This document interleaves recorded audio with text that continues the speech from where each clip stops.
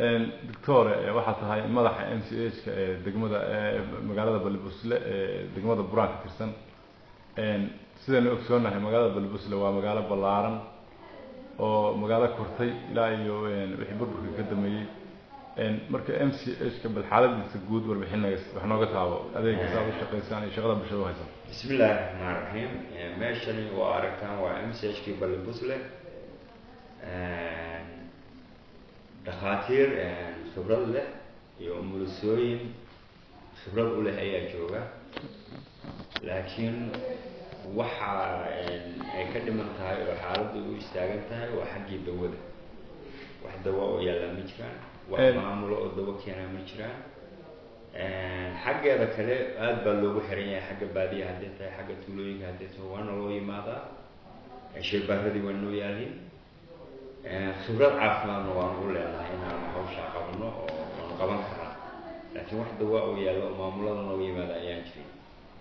دكتور gobolkan Highland aad ka tirsantahay xagga Puntland waxaa jira in mararka qaarkood la soo gaarsiiyo adeegyo caafimaad oo wasaaradda caafimaadka iyo maamulka gobolka ay soo gaarsiiyaan wax taageero ah idin kama soo gaaraan miyaa adeegyadaas mise waxa jira arrimo kale oo aan idinku soo gaarsiin maya wax taageero oo naga soo gaaraa runtii ma jiraan oo xagga wasaaradda ka socdaa ma jiraan laakiin waxyaalaha ay nagu taageeraan waa jiraan oo dawooyin yar oo aan kasoo qaadano way jiraan oo iyaga tooda ah laakiin mid annaga noqosaysa oo maya maaha magaalada oo kale saasaan uga soo qaadana magaalada Balbusle sidaan ognahay dhawaan waxay yimid dadkii ku barakacay abaarihii xaalad caafimaad oo badan ayaa laga soo sheegay in cudurka jadeecada iyo cudurro kale ay ka dilaaceen arrinta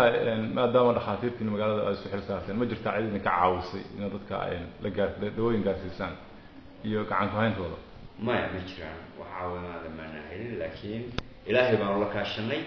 wixii aan dawo u baahanahay waan soo galan jiray oo magaalada aan soo qaadan jiray haddana sidii baan ku wadnaa marka ma jiraan magaalada Balbusle hadda gudaheeda wax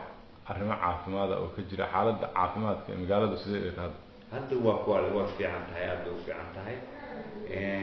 keesas jadeecooyin way jiraan laakiin waan doogaynaa oo talaada waan soo qaadanay waan haynaa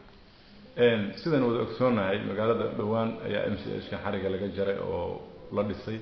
wuxuuna ka kooban yahay 3 qol sidaan aragnay 4 qol cafwan marka adeegiina ma idin dhameystiran yahay iyo shaqaalaha caafimaadka iyo mushaharkiina iyo xaaladda MCH ahaan maadaama bulshadii aad rabtaan inaad u shaqeysaan wallahi wax salary saa u weyn ma jiraan salary ma jiro